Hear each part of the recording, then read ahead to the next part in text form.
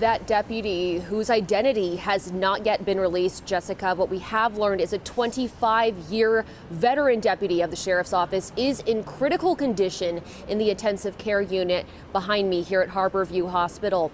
As of the latest update from this afternoon, he was in surgery for that gunshot wound, the bullet hitting him in his upper torso in a spot not protected by his bulletproof vest. But amazingly, we're told that he's been communicative and even in good spirits since the shooting.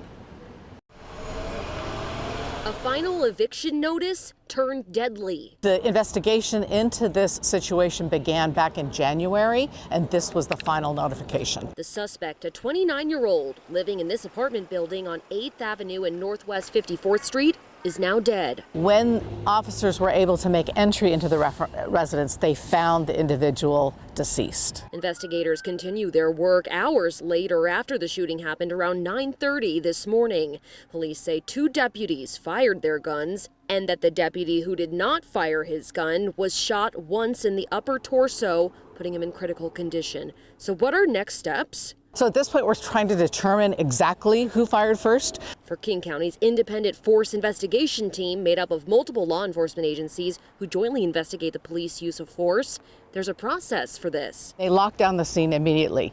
They take the individuals who are involved and they separate them, and then they wait until they can be interviewed separately. And so that's where we are at this point. We have to go back through and figure out how many bullets were fired from which guns and where, and then they have to process that and figure out, okay, how did that happen? Black says she believes there were no other occupants in this apartment. And Black says the 2 unharmed deputies involved in this incident spent the day answering questions of investigators, and they'll now be placed on administrative leave per protocol.